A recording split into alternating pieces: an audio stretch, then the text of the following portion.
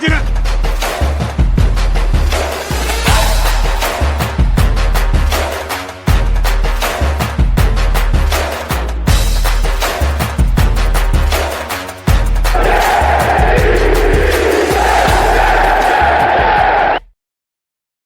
Welcome to the Green 19 Jets podcast. Charlie here, Will here. And once again, Jets fans, we were treated with the oh-so-delightful New York Jets just crapping in our faces once again with the utmost pathetic display of football that we possibly could have seen. And this is now 2 straight weeks of ineptitude. An absolute disgrace. A disgrace of football play. And you know what?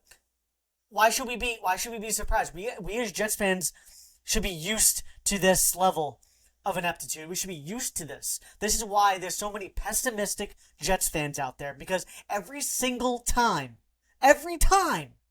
that they give us something to hope about in the offseason, the regular season comes along and they crap in our face. Every single time. This year was supposed to be different. This year we had the quarterback that was coming off of Achilles injury. This was supposed to be different this year. All the excuses for Robert Saleh is now over and done. He has the quarterback. He has the defense. He has some weapons on offense. He fixed the O-line, apparently. Now, we'll get to the O-line in a moment, because Keith Carter, he needs to be left in London. But they probably, at this time at night, they probably already started flying back. But the entire coaching staff needed to be left in London. Let's be real, Jets fans. Right? Well, the whole coaching staff. I'm done. I'm no longer going to listen to Joe Beningo anymore and be like, oh, Joe, be more positive, Joe. Dude, I'm becoming Joe. Yeah, This team has missed the playoffs for 15 straight years. People wonder why I'm so cynical, Charlie. It's because I've been watching this team since 2005, and they've sucked. Like, every time they get my hopes up, the Jets have this thing of getting you reeled in to the point where you're engaged and then ripping your heart out. You know, they can never make it simple. They go with Aaron Rodgers. They draft this good team, have a great defense, a star running back, star budding receiver, and they just crap in your face week after week. You know, they lose to Denver. They get upset by Denver. We go, okay, they're gonna at least put up a fight against Minnesota. That score did not really show the whole point of the game. That score was so inaccurate for what actually happened in the game, Charlie. What was it, 17? It really felt like 23-7. That felt like we got worked, Charlie. The first half, the game was pretty much sealed in the first half. The second half, we scored a couple times. We got lucky. Darnold turned the ball over. You had a muff punt. They got lucky, Charlie, that they were even in that game. They got lucky.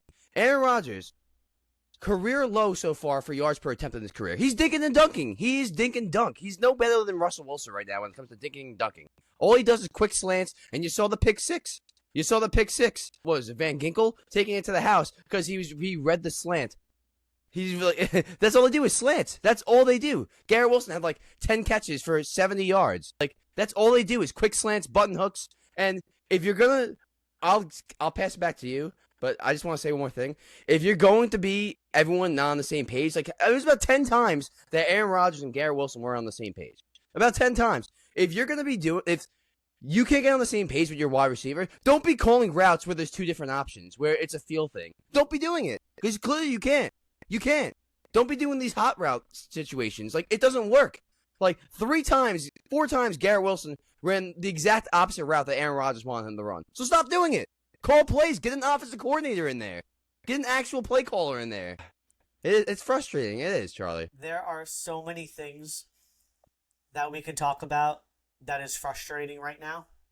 And I'm trying to calm down a little bit. Like, my eyes are bloodshot because between the Jets and the Mets today, I mean, the Mets, whatever. They played great.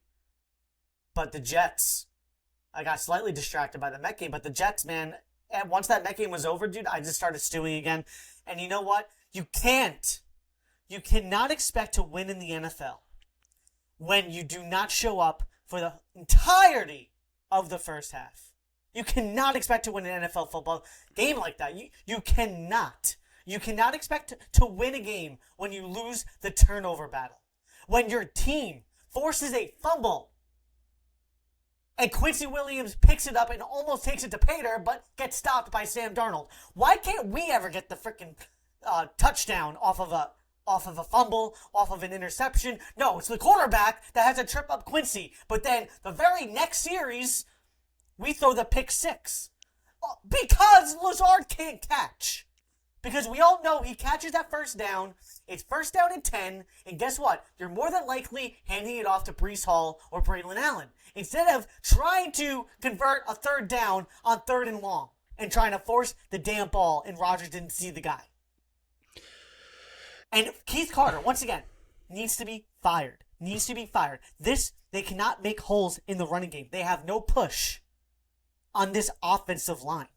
They cannot protect Aaron Rodgers. This guy almost got killed today again.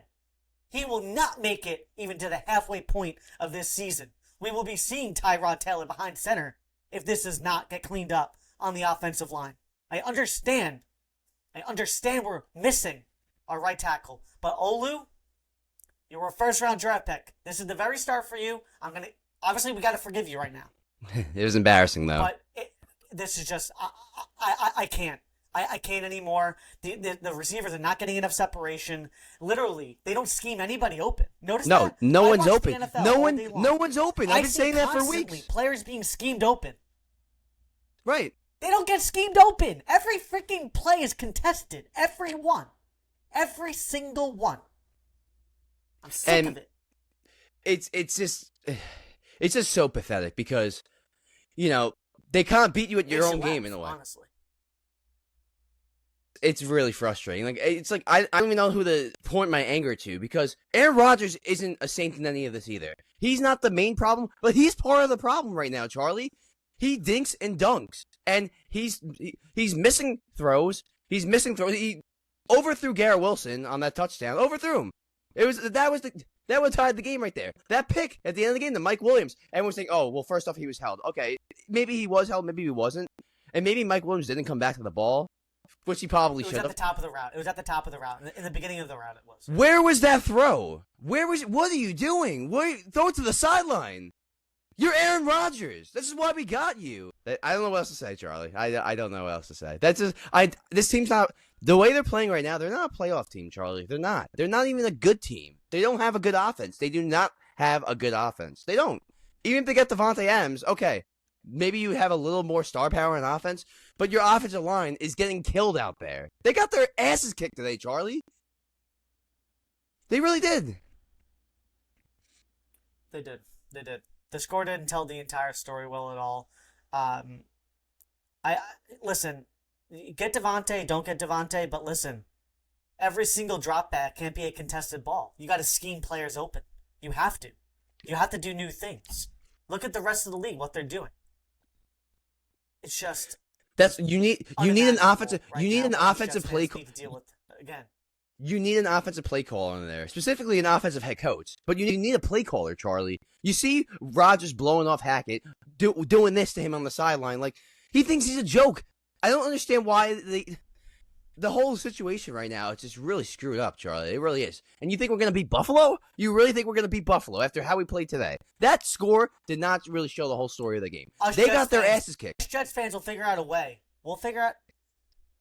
Us Jets fans will figure out a way to get Hall proven. Breece Hall had like 17 yards. I took this guy number 1, first overall on my fantasy team. I fell for this. Why would you start? Like an idiot. Yeah, you started Rodgers this week. Roped into the trash of the New York Jets. The trash of the New York Jets in this franchise. This ownership. They hire always the wrong guy. Freaking Saleh.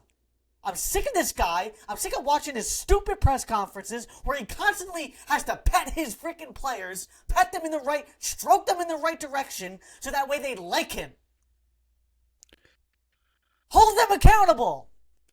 And Charlie, it always starts. Done. These shit franchises. It always starts at ownership and it trickles its way down.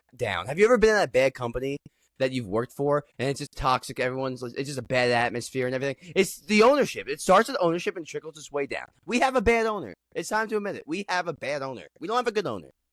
You look at the other side of the pond, the Giants.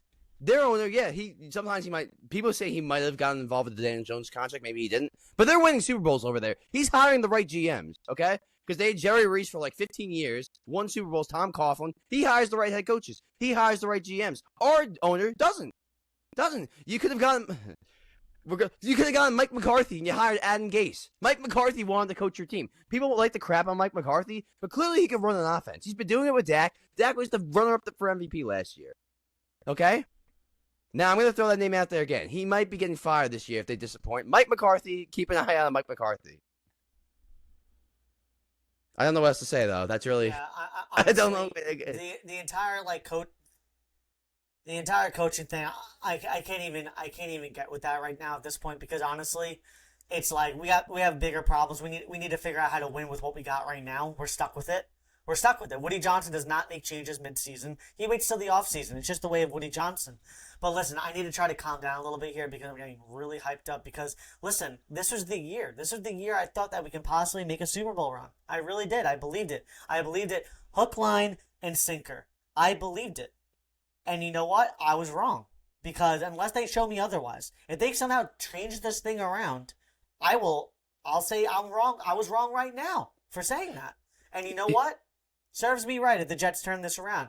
And they can say you jumped off the bandwagon or whatever. But you know what? I've dealt with watching this team for 15 years not crack the playoffs. And I'm sick of it. My last good memory as a Jets fan is watching Rex Ryan beat the Patriots in Foxborough. And watching Sanchez throw in the left corner of the end zone. That's the picture right there. Holmes. That's what I remember. That's the picture right there. That's it right there. That is my lasting memory of this New York Jets. And I'm sick and tired of going on YouTube to watch the highlights of that game just to get a freaking goosebump. I'm done. You know what? Will, you have any last words? Because we'll get back to you guys a little bit later in the week. Kind of like have cooler heads and think about what's going to be going down in this Jets-Bills game. But that's far from my mind right now. Will? So, last words. I don't want to say I told you so, because honestly, I picked the Jets to win this game.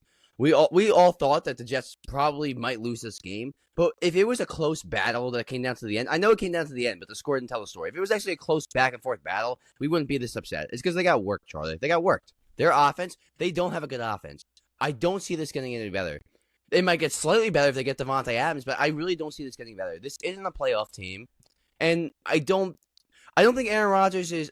He's not elite Aaron Rodgers anymore. He's a good quarterback, but he doesn't push the ball down the field. Are we ever going to throw a deep ball? Has he thrown one deep ball this year? That's all I'm going to say. No. Yeah, we could take that in a million different directions, but no, he hasn't thrown a deep ball. I mean, just tell Garrett to run a streak. We did it in the playground as kids. Hey, go deep. It's that simple. You know what? We got to end this before I blow a gasket. They just run slants all day. That's all New York sports teams. They run slants all day, and that's why there was a pick six, because they read it perfectly. They knew, he all about into a slant right now, and he just picked it right off. Rodgers didn't even, what are you doing? What are you doing out there? I'm done. I'm done. All right, Jets fans. We're done. We're out. Hopefully this gets better. Peace out.